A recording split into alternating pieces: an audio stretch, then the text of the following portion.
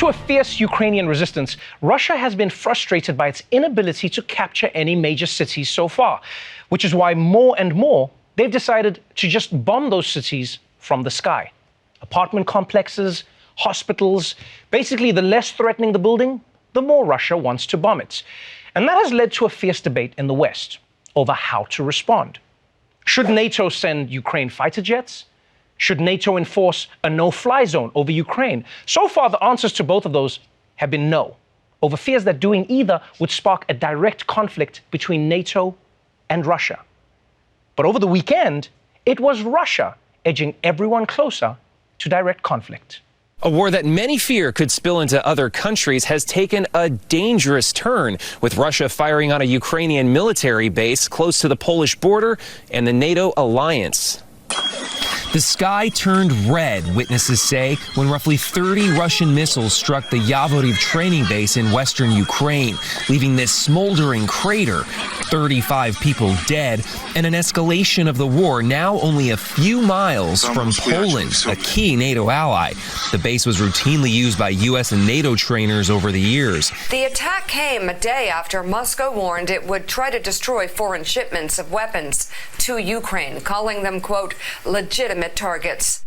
Yeah, believe it or not, for the first time, Russia bombed a military base very close to Poland's border, just 15 miles away, which definitely seems like a warning.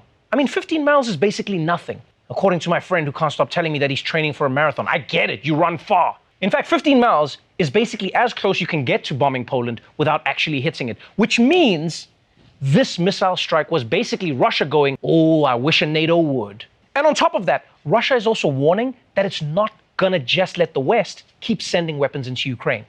It's going to start attacking those shipments, which is scary, but I mean, of course, they want to stop those shipments from coming in. You know, NATO is sending Ukraine its most sophisticated weapons. Meanwhile, Russia is fighting with the equivalent of a flip phone. So, if you're a UPS guy who gets a package that looks like this, you might want to watch yourself. Now, both of these developments are concerning because, like I said, nobody wants World War III. We don't want it to start for any reason. I mean, America hasn't even defeated all the Nazis from the last World War. And like my mom always says, you can't have more until you finish what's on your plate. But while everyone is trying to keep the war from spilling into the rest of Europe, as it turns out, it might already be spilling into China. We're learning this morning that Russia has asked China for military support and other aid for this invasion. That is really concerning for the West and could be a real blow to these Ukrainian forces if indeed this happens. U.S. officials tell us it's true, and the White House National Security Advisor Jake Sullivan is traveling to Rome today to meet with Chinese officials, and he says he will warn them not to help Vladimir Putin. We are communicating directly, privately to Beijing. We will not allow that to go forward and allow there to be a lifeline to Russia from these economic sanctions from any country anywhere in the world. Okay, look, I can see why America doesn't want Russia teaming up with China. You know, that would be an unstoppable power couple, like Benefer, but with nukes. But getting tough on Russia is one thing. How does America plan to turn the screws on China? Hey, you better do what we say, or we won't let you sell us literally everything we need to survive anymore because we haven't made anything ourselves in 30 years. Shit, I bet America would sacrifice 3 or 4 states just to keep getting new iPhones. And whether China decides to help Russia or not, you've got to admit, this is embarrassing for Russia. I mean, think about it. They're not even, 3 weeks into this war? And they're already like, China, can you help us? We ran out of war stuff. It's like when you were a kid at the arcade and you used up all your tokens trying to beat the first level of a video game. Then you just got to walk around begging other people for their tokens. And then when that fails, you spend the rest of the party finger banging all the machines hoping someone left a token behind. You remember those days? But as Putin looks for the help on the battlefield, the fallout is also continuing to mount inside his own borders. Seemingly every day, Russia becomes more and more isolated from the rest of the world. They can't fly anywhere. They can't order anything off of Amazon. They can't even use Airbnb, which means now they have to film themselves going to the bathroom. And every day, the Russian people become more cut off from the truth about the war.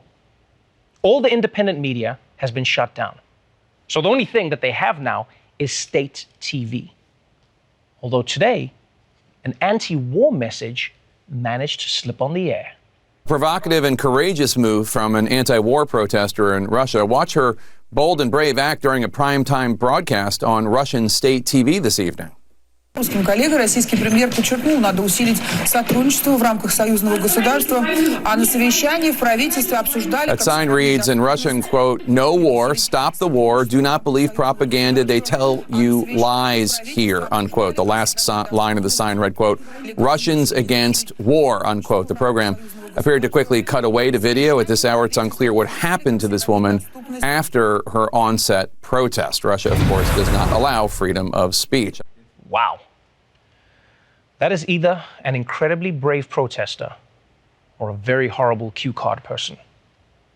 No, for real though, for real, that was actually an employee at that state TV channel, which is brave. It's one of the bravest things I've ever seen. Although knowing Russia's propaganda machine is probably going to find a way to twist this whole thing. Yeah, they'll be like, you saw the sign, no war. There is no war. Everything is normal, all good. But this protest aside, it's almost impossible for Russians to get information from the outside world now. Even on the internet, there's no Facebook, there's no Twitter in Russia, and now there's no cat photos. Instagram has gone dark in Russia. The country shut down the social media platform at midnight. Russian regulators gave people 48 hours to save all their photos and videos before the service ended. So there's all these influencers in Russia with 23 million something followers that are sobbing and very upset that they're losing all their followers. Reality TV star Olga Buzova posted this video of her crying and saying, "It feels like a big part of my heart, and my life is being taken away from me." Yeah, if you thought being a Ukrainian refugee was bad, imagine being forced to pick up your whole life on Instagram and move it over to Cameo. That's tragic. I mean, for real though, Instagram shutting down in Russia does really affect people's lives. Because Instagram is used in a lot of ways. Yes, it makes influencers money, yes, but it also gives small businesses the opportunity to promote themselves. It lets people share important life updates with each other. It lets creepy dudes tell women who are clearly porn bots that their ass is flames. It does a lot of things. But luckily for Russians going through Instagram withdrawal, Putin has come through again with a new app that I think is even better. Comrades, are you sad that Mother Russia has banned neo-Nazi Instagram? Well, do not worry, or we put you in jail. Now you do not need Instagram because Russia has new photo app, InstaVlad. InstaVlad is new Russia-approved way to waste time on toilet. Now you can show haters around the world you are still living best life. Does not matter if you can't fly anywhere and have no money. You are happy eating stew at home. And InstaVlad has all the best filters, so you can see what you look like if you had reason to smile. And with close comrade mode, your private pictures will only be visible to your best friends and also our secret police. And if you want sexy thoughts, we have the hottest one. Look at him, he's so sexy. Like and comment. Comment some more. You did not comment enough, now we put you in jail. InstaVlad, you know you like it. One of the strangest things to try and wrap your head around, I find especially in America, is when a story stops only applying to the not the industry that it's in, but sort of like the sector that it's in, and when it starts affecting everybody or speaking to everybody. What I mean by that is there are some stories that are purely like entertainment. It's tabloid. It is what it is. There's some stories that are only sports. There are some stories that are only in the world of fight. But then there are some stories that I feel transcend everything and then speak to larger conversations. And I honestly think the Kim Kardashian, Kanye West, Pete Davidson situation is turning into that. It started very much in the land of tabloid, but I feel it's creeping and has crept into a world that more people should pay attention to, but not for the reason that you may think. For those who don't know, Kim Kardashian was married to Kanye West. If you don't know that, I really envy your life. I want to know how you roll and how you avoid all these things. But they were married, they got divorced.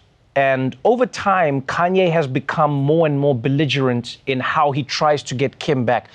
Like when it started, it was, some would say romantic. Oh, I want you back, and here are roses, and this is my dream. And some people are like, oh, okay, it makes sense. You're trying to win somebody back. We understand that. But over time, it's become more and more belligerent. And one of the most extreme examples was Kanye West putting out a music video, where in the music video, it's a claymation music video, I should say. He chops off Pete Davidson's head. And I mean, we all understand the subject. Like, I wish this guy was dead is what Kanye is saying. Now, Kanye, you know what I mean? To be fair, Kanye says, no, this is just art. I don't actually want to hurt him. This is just art. Don't judge my art. But here's the thing. First of all, just like from a rap perspective, I was sad that now like rappers, like claymation and rap beefs are a weird combination. It's pretty hard, in my opinion, to be gangster with claymation because you have to do like one frame at a time, you know? I do understand that art can be therapy. I honestly do understand that, right? But I also understand that therapy can be therapy. Do you know what I mean? And what's weird about the situation is Kanye West has told us that he struggles with his mental health. So I get it. You want to have art as therapy. But here's what's weird that Kanye doesn't understand is like what we're seeing is it makes you uncomfortable, man, because here's the thing. Eminem was Eminem from the beginning. I'm going to kill my ex-wife, but it was his shtick, and we knew it was his shtick. He wasn't that person. With Kanye, we don't know how to feel. We don't know how to worry. And I think Kanye doesn't seem to understand that. He goes, well, leave me to create my art. Yeah, but Kanye, you told us you have problems. Now, when we worry about that, you say we shouldn't worry because it's not problems or it is problems. Which is it? It puts society in a precarious position.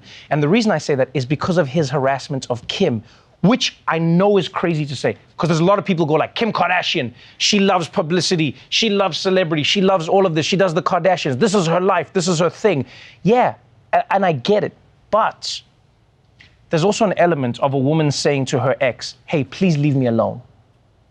You know what I mean? Please leave me alone.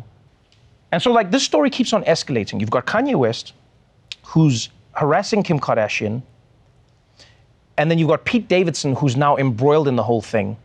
And the story escalated to a new level when now Pete Davidson leaked texts that he sent back and forth with Kanye. He sent a selfie to Kanye West, and Kanye said, where are you? And he said, I'm in your wife's bed. Funny, right? And we also don't, because I mean, we don't know what the person's doing. We know what he's implying. But because of the pandemic, in your bed could mean anything. Like my bed used to be a place for sleep and sex. Now it's also like my living room / meeting area. So in your bed could mean anything. But we get what Pete was going with, right? We get what Pete was going with. I'm in bed with your wife. Then after that, there's a whole bunch of texts where he says, hey, listen, Kanye, let's talk as men. Let me help you with your mental health. I've also got mental health issues. It was actually, that part of the message was really beautiful. But I'm sorry, guys, to start a message with, I'm in bed with your wife, and then go like, let me help you with your mental health. Yeah, now you've added to the mental health of the person that you're trying to help them with. Do you get what I'm saying? It's a little bit crazy. It's a little bit like roasting somebody while you're giving them CPR. And now this thing, it's spun into a story that seems fully tabloid, but I think deserves a little more awareness from the general public. It's because it touches on something that is more sensitive and more serious than people would like to admit. I know everyone thinks it's a big marketing stunt. Oh, look at the coincidence. Kim is launching a new show, etc. Two things can be true. Kim likes publicity. Kim is also being harassed. Those things can be happening at the same time. Because I'll be honest with you, what I see from this situation, I see a woman who wants to live her life without being harassed by an ex-boyfriend or an ex-husband or an ex-anything. You may not feel sorry for Kim, because she's rich and famous, because of the way she dresses, because she appropriates black culture, because she tells women they're lazy, because she broke the internet and then didn't put it back together, whatever, you hate her, whatever. But what she's going through is terrifying to watch, and it shines a spotlight on what so many women go through when they choose to leave. People always say that phrase to women. They go like, why didn't you leave? Oh, why didn't you leave? Why didn't you leave? Yeah, because a lot of women realize when they do leave, the guy will get even crazier. And when I say crazy, I don't mean mental health crazy. I'm like, you understand what I mean. You know what I mean. The point is that Kim Kardashian and countless other women, they find themselves in a terrible position, because asking Kanye to stop clearly isn't helping. But at the same time, he hasn't broken any laws, so can she get him arrested? No, I don't think so. Would she even want to? I mean, she spends half her time helping black people come out of jail, so now she can't be throwing Kanye West in. It's a bit of a paradox. But still, she's being harassed. And I get it. Society's like, haha, you deserve it. This is funny. This is that. And I get it also from Kanye's side. In like the parts of Kanye, there's parts I understand. I understand Kanye saying, I don't want my daughter on TikTok. I agree with that part of what he's saying. I'm not involved in other people's relationships though. You know, I think that's a separate issue. What we're seeing though is one of the most powerful, one of the richest women in the world, unable to get her ex to stop texting her, to stop chasing after her, to stop harassing her. Just think about that for a moment. Think about how powerful Kim Kardashian is. And she can't get that to happen. I grew up my whole life in an abusive household, right? Most of my life, let's say from the age of 9 to 16. One of the things I found most interesting was how often people told my mom that she was overreacting. What I found interesting was how many times people told my mom to calm down, people told my family to calm down, everyone, you know, and everyone had different reasons. Oh, I remember once we went to the police station and they said to my mom, oh, but did you talk back? Is that why you're here? Oh, but what did you say to her? It's all these questions, I remember seeing this as a child, by the way.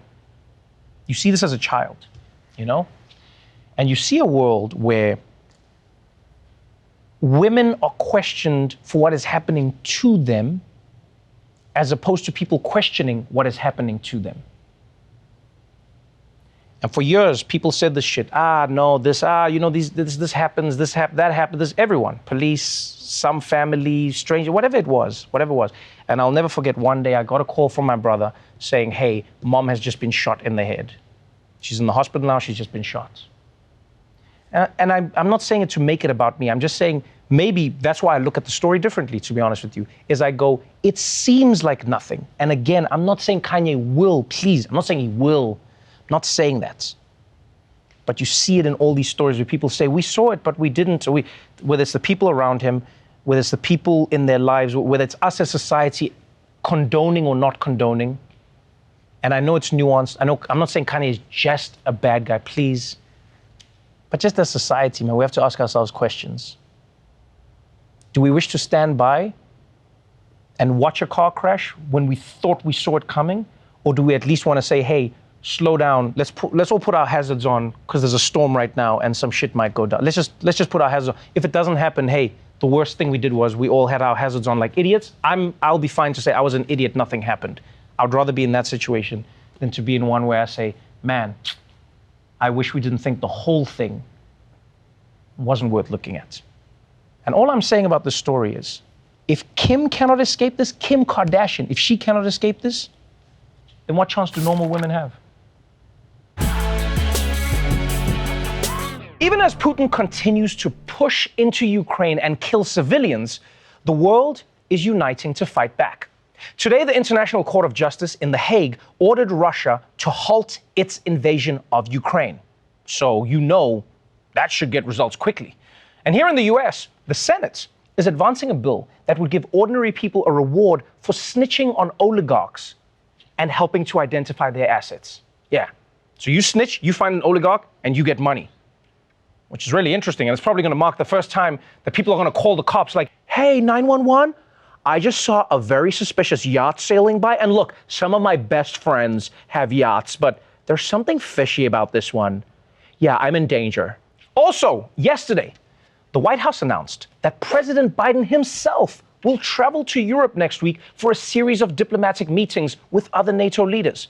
And in response to that, Donald Trump Jr., yeah, remember him? He tweeted that his dad should go instead, saying, quote, if you want to get something done right, send Trump. Which I actually agree with. Yeah. If your goal is to confuse the hell out of everyone in Europe, send Trump. That'll definitely stop the war. Russia is stealing Ukraine's land, just like Black Lives Matter stole the voting machines and the toilets. They don't flush anymore. They don't flush. And that's why we gotta ban windmills. Gotta get rid of all of them. Now, Vladimir Putin is not happy about any of this. In fact, today, he gave a speech in which he complained that the West is trying to cancel Russia. Yeah, which is pretty rich coming from this dude. A man is over here as the only person in history who's ever sent an army to kill a comedian. And guys, can we agree? Can we agree that the term cancel has lost all meaning? Right? Because first canceling meant that people were getting mad at you for what you said online. Now you're being canceled if people don't want you to invade other countries? I feel like we're a few months away from archaeologists being like, and then 66 million years ago, a giant asteroid hit the Earth and canceled all the dinosaurs. #woke. But the big news today is about Ukrainian President Volodymyr Zelenskyy and his speech to the United States. Yeah, appearing live via satellite in Congress's home theater, Zelenskyy pleaded with the U.S. to send more weapons and enforce a no-fly zone over Ukraine. And based on his references to American history, it was clear that Zelenskyy knew his audience. I remember your national memorial in Rushmore, the faces of your prominent presidents, those who laid the foundation of the United States of America as it is today. Remember Pearl Harbor, terrible morning of December 7, 1941, when your sky was black from the planes attacking you. Remember September the 11th, a terrible day. Our country experience the same every day. I have a dream. These words are known to each of you. Today I can say, I have a need. I need to protect our sky. I need your decision, your help, which means exactly the same you feel when you hear the words, I have a dream. Yeah, that's right. Zelenskyy brought out all of America's major moments. I have a dream, 9/11, Mount Rushmore. You know he was on Wikipedia last night planning this out. Okay, Pearl Harbor, Boston Tea Party. Should I mention Hulk Hogan's sex tape? Maybe? And by the way, props to him. I mean, he knows way more about America than most US senators know about his country. Like, can you imagine how they would sound if they had to give an inspiring speech using Ukrainian history? People of Ukraine, remember the vision of your founder. I want to say Daniel Ukraine? I'm also impressed that Zelenskyy was able to dodge so many landmines in his research. Because you realize this could have gone very wrong. And now to 9/11, which, as we all know from YouTube, was inside job. I see you, Bush. No, for real, it was a really impressive speech. Although, you know, these days people on Twitter will complain about literally anything. So, of course, there was one economist who tweeted, I understand times are hard, but doesn't the president of Ukraine own a suit? Damn, what a weird criticism. This is the kind of guy who'd see Jesus come back and be like, really? Sandals, my guy? But anyway, most people were impressed by the speech, especially the powerful ending when Zelenskyy switched to English and addressed President Biden directly. Today, the Ukrainian people are defending not only Ukraine, we are fighting for the values of Europe and the world. And as the leader of my nation, I am addressing the President Biden. You are the leader of the nation, of your great nation. I wish you to be the leader of the world. Being the leader of the world means to be the leader of peace. Thank you. Slava Ukraini.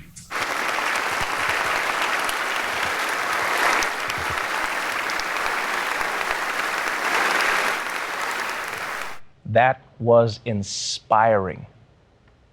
I'm pretty sure that was the first time in history people applauded a Zoom call.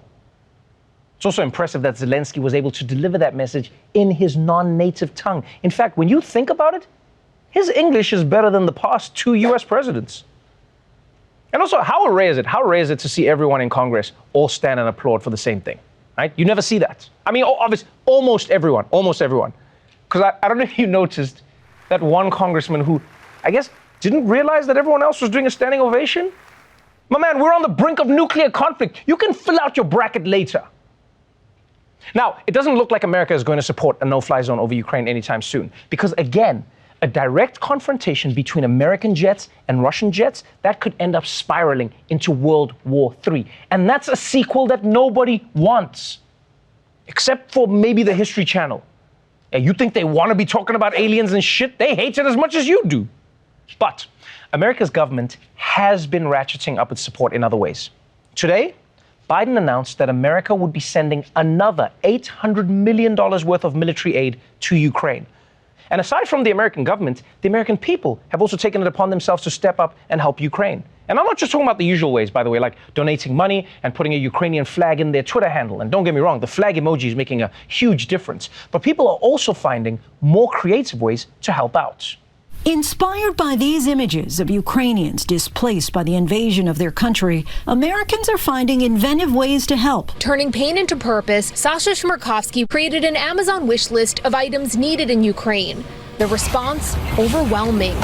One truck after another dropping off donated goods, 40,000 and counting. People are booking Airbnbs in Ukraine with no plans of staying there. The initiative, which gained popularity on social media, is a way to get money to Ukrainians impacted by the war. More than 61,000 nights were booked in just 48 hours, raising almost $2 million for hosts in Ukraine. 2 Harvard University students are doing their part to help Ukrainian refugees find homes around the world.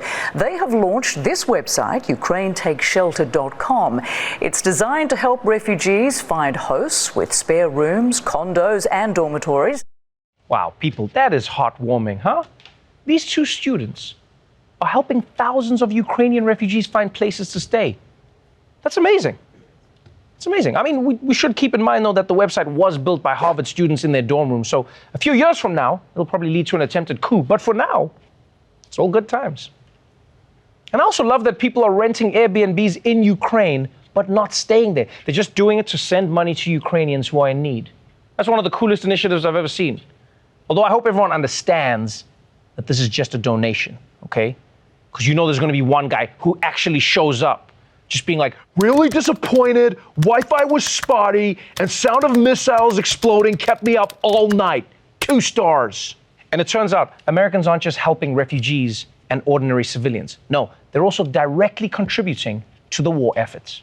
A company in Wisconsin is donating 1 million rounds of ammunition to Ukrainian forces. The company's close ties with the U.S. military makes workers confident the ammunition will get to where it is needed most. A growing number of police agencies across the U.S. are jumping in to support Ukrainians with combat supplies. This box full of gear used to be for law enforcement in Colorado. Soon, it will be sent to protect people a world away. The Cincinnati Police Department is pitching in to help Ukraine defend itself against Russia. It is sending 950 ballistic helmets to people fighting to defend their country. One New York County executive's organizing a collection drive for guns, asking gun owners to donate their weapons for the cause. We could get 1 million guns to the people of the Ukraine. The Ukrainian people want to protect themselves. So let's give them the resources to do that. Now that's what I'm talking about. America's police forces are sending their military-grade hardware to help Ukrainians fight a war in Russia. That's dope. And if you're asking, wait, why do our police have things that you can use in a war? You're not asking the right questions. The question you should be asking is, at what point does America realize it has too many guns? Because you realize that guy just said, we can get 1 million guns and we can send them to.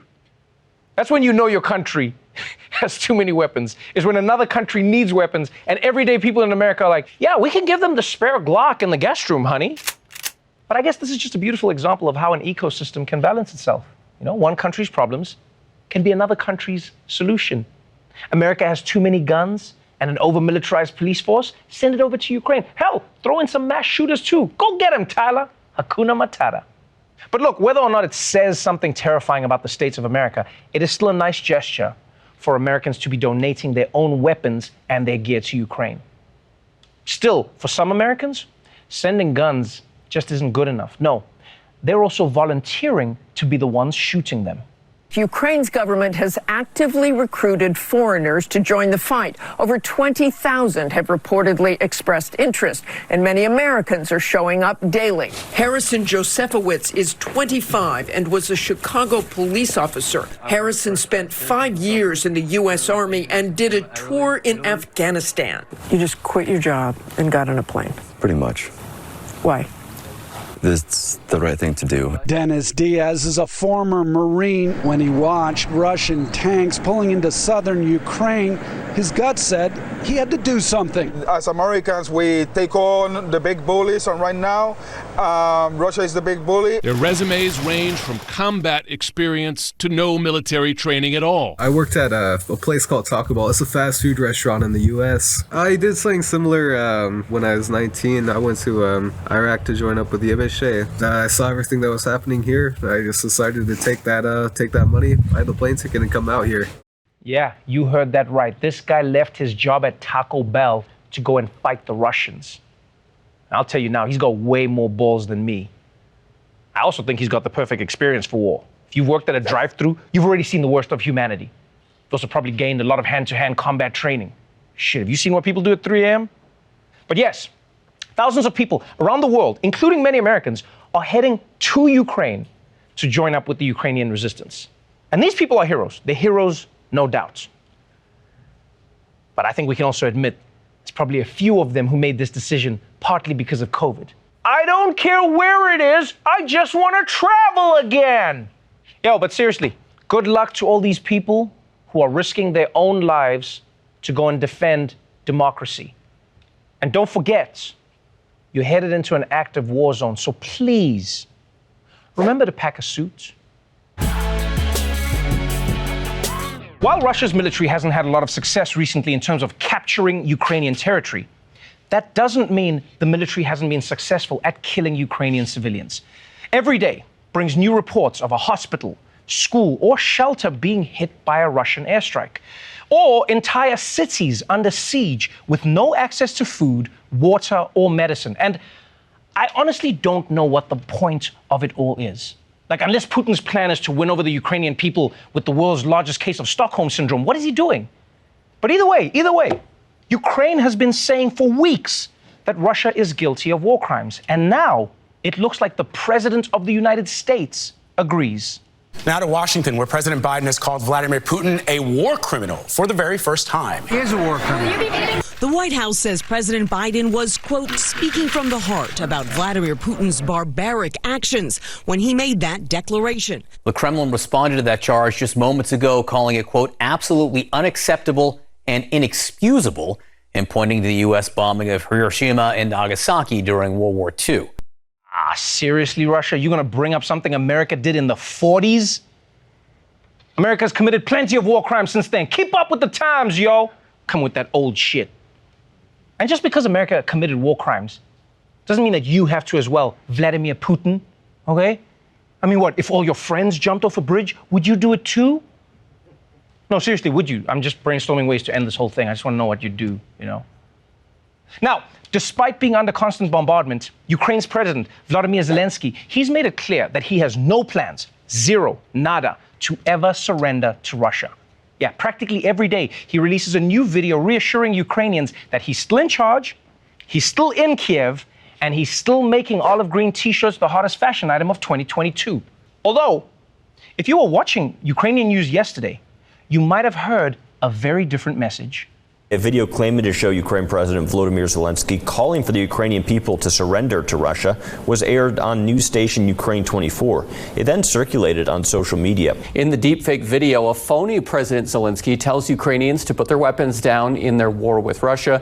Digital forensics experts quickly picked it apart, catching a number of visual and audio glitches. The official Facebook account for Ukraine's land forces posted a warning that more videos like this may be coming. Yeah. You know what's funny is the first time I saw a deepfake, I wondered when it would finally be used for something dangerous in the world, like something actually meaningful. Because you realize, like, some Ukrainians could have seen this video and actually surrendered. And the only reason they spotted this was because of small discrepancies, and also because the fake Zelenskyy says that Putin had a big dick and he's a karate king. I mean, that sort of gave it away. But you realize why deepfakes are so scary, right? Is because they can make you think that anyone was doing anything, even if they weren't. Like, for instance, have you seen, there's a video of me online where they make it look like I was crying at the end of Jurassic World, which is ridiculous. Why would I cry just because that one dinosaur fought with the other dinosaur? Like, I like dinosaurs. Why are they killing each other? Why are the dinosaurs biting each other? Why are they doing that? You see, they did it again. The point is, this was a bullshit way for Russia to try and win this war. Yeah, which is why we at The Daily Show decided we're getting back at Putin by releasing our own deepfake video. It's me, Vladimir Putin. I made boo-boo invading Ukraine, and I just pooped my pants. Ha! Checkmate, Putin. Now, we don't know for sure who's behind this deepfake, but it obviously wouldn't be shocking if it was the work of the Russian government, since fake news is kind of their whole thing right now. In fact, if you turn on Russia state media, you'd probably hear that Ukraine was the aggressor in this war, and that Russia had no choice but to defend itself, and also that the war is going great, and if a few thousand Russian soldiers never come home, it's not because they're dead, it's because they're on a permanent vacation. You know how it is. And believe it or not, the Russian government is being helped in this propaganda effort by conservative TV networks in the United States. Yeah, as wild as it sounds, channels like Fox News, Newsmax, and OAN, they've been so friendly to Putin's narrative that Russian TV stations have even reportedly been ordered to play clips of Tucker Carlson on its broadcasts. And that's a smart move by Tucker. You know, you might be like, why is he defending the Russians? Yeah, it's a smart move. You don't want to put all your eggs in the Trump propaganda baskets. You got to diversify, you know? Think about other bad guys you could roll with. Putin, Kim Jong-un. Hey, maybe the Joker. Are we really supposed to believe a Batman is keeping our streets safer? Why is that? But the point is, America's conservative media is doing almost as good a job at spreading Russian propaganda as Russia itself. Which is why we thought, now's the perfect time for a good old-fashioned propaganda-off. Итак, начну с того, что современная Украина целиком и полностью была создана Россией. Ukraine wasn't a thing until 1909. Ukraine was created by the Russians. It was, they speak Russian. Скрыты факты экстренной зачистки киевским режимом следов, реализуемой на Украине военно-биологической программой, финансируемой Минобороны США. So yes, we're funding secret biolabs in Ukraine. Путин вам сказал, инфраструктуру НАТО на границе 97-го года. Нам с вами просто не оставили ни одной другой возможности защитить Россию, наших людей, кроме той. Just like we would not want Russia to come in and start putting their tanks and missiles on our borders, Russia says, hey, I don't want US and NATO coming and making their military outposts on our borders within Ukraine. Пронацистский режим в Киеве мог получить в свои руки оружие массового уничтожения. Rampant neo-Nazism in Ukraine itself. There were Nazis in Ukrainian divisions, and there still are Ukrainian Nazis. You can find pictures of them online holding up the NATO flag and the swastika. Разят гадину фашистскую. Remember that Zelenskyy is a thug. Remember that the Ukrainian government is incredibly corrupt and it is incredibly evil. The illegal coup in Kiev in February 2014 with the support of the United States, where the legitimately elected president of the country was overthrown. A country which government only exists because of the Obama State Department helped to overthrow the previous regime. Пытаясь отменить Россию, Запад сорвал с себя все маски приличия, стал действовать по-хамски. Look, Russia is now being canceled. Before we go, families in Ukraine are fleeing violence and urgently need emergency aid. CARE's immediate crisis response aims to reach 4 million people, prioritizing women and girls, families, and the elderly. So if you can, please donate at the link below to rush urgently needed water, food, hygiene kits, and ongoing support in Ukraine.